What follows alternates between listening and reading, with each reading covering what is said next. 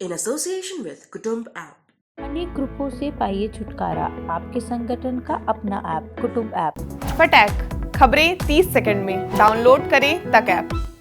सम्राट अशोक और पाटलिपुत्र एक दूसरे के पर्याय हैं। बिहार में सम्राट अशोक को लेकर हर किसी ने कभी ना कभी जरूर पढ़ा या सुना होगा।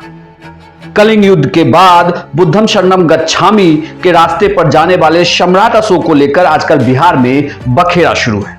नमस्कार, मैं हूं इंद्र मोहन, आप देख रहे हैं बिहार तक। दरअसल प्रसिद्ध लेखक दया प्रकाश सिन्हा ने एक नाटक लिखा सम्राट अशोक, जिसमें उन्होंने सम्राट अशोक की तुलना औरंगजेब से कर दी। उसके बाद सम्राट अशोक को लेकर सत्ताधारी दल के दो पार्टी बीजेपी और जेडीयू के बीच ही विवाद शुरू हो गया।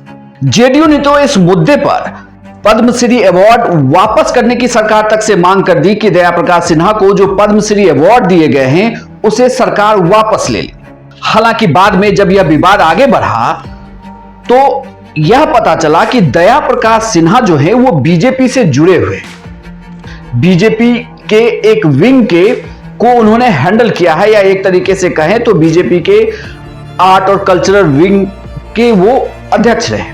लेकिन बीजेपी ने इस बात को सिरे से नकार दिया कि बीजेपी में ऐसा कोई विंग भी है। खैर, चूंकि विकिपीडिया पे इस तरीके से दया प्रकाश सिन्हा ने मिसलीड किया था, तो इसलिए जब यह मामला बिहार में बढ़ा तो बीजेपी के प्रदेश अध्यक्ष संजय जायसवाल ने एक एफआईआर दर्ज करवा दी। इस एफआईआर में इस बात के लिए यह एफआईआर दर्ज की गई कि ये मिसलीड कर रहे हैं खुद को बीजेपी का मेंबर बता के।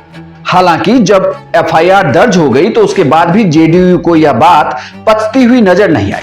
उपेंद्र कुशवाहा ने इस एफआईआर की कॉपी के साथ एक ट्वीट किया और लिखा, आई वॉश मत कीजिए संजय जी, जले पर नमक मत छिड़किए, सीधे साधे अवार्ड वापसी की मांग का समर्थन कीजिए, वरना ऐसे दिखावटी मुकदमे का अर्थ लोग खूब समझते हैं। इसके पहले भी लगातार उपेंद्र कुशवाहा सम्राट अशोक के मुद्दे को लेकर हमलावर रहे हैं, बल्कि जेडीयू के राष्ट्रीय अध्यक्ष ललन सिंह ने भी सोशल मीडिया के जरिए अपनी बात रखी थी और यह मांग की थी कि जो पद्मश्री अवार्ड है वो सरकार इनसे वापस ले ले। लेकिन जेडीयू यही नहीं रुकी है। जेडीयू तो अब यह भी कर रही है कि भारत सरकार के जो आर्ट और कल्चर विभाग ने इन्हें साहित्य सम्मान दिया है, जो अवार्ड दिया है, उस अवार्ड को भी वापस ले ले। अब इस पूरे मामले पर नीरज सिंह ने एक वीडियो जारी किया और उन्होंने कहा कि चूंकि सम्राट अशोक को लेकर जिस तरीके से बातें की जा रही है वो सरासर गलत है और सरकार को तमाम अवार्ड जो दया प्रकाश सिन्हा को दिए गए हैं वो वापस ले लेना चाहिए। कैसा विरोधाभास है, विडंबना है।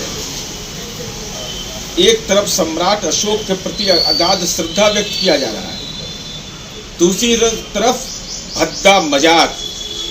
भारत सरकार के कला एवं संस्कृति मंत्रालय ने सम्राट अशोक के लिए साहित्य अकादमी पुरस्कार से उसको नवाजता है 2021 में, जिसने सम्राट अशोक के प्रति अपमानजनक भाषाई टिप्पणी की हो, जो राष्ट्रीय प्रतीक पर हमारा हमला कर रहा हो, जो हमारे राष्ट्रीय गौरव और हमारी अस्मिता से जुड़े हुए सम्राट अशोक के खिलाफ अनर्गल प्रलाप कर रहा हो, वैसे व्यक्ति को सम्राट अशोक के नाम पर ही साहित्य अकादमी पुरस्कार से नवाजा जाएगा। इसे अपमान नहीं कहा जाता, उसकी सम्मान कहा जाता है। इसलिए केंद्र सरकार अविलंब हस्तक्षेप करे और साहित्य अकादमी पुरस्कार सहित जो विभिन्न अवार्ड उस व्यक्ति को दिए गए हैं उस अवार्ड को वापस करे। पटना से लेकर बिहार के अलग अलग जिलों में जो दया प्रकाश सिन्हा के सम्राट अशोक वाले नाटक के बाद जो विवाद बढ़ा है, उसके बाद उनका कई शहरों में पुतला दहन किया गया। हालांकि बात इतने पे ही खत्म नहीं हुई। आपको यह भी बता दूं कि बिहार में पहली बार सम्राट अशोक पर 2015 में विवाद शुरू हुआ था। उस वक्त बीजेपी के साथ थे उपेंद्र कुशवाहा।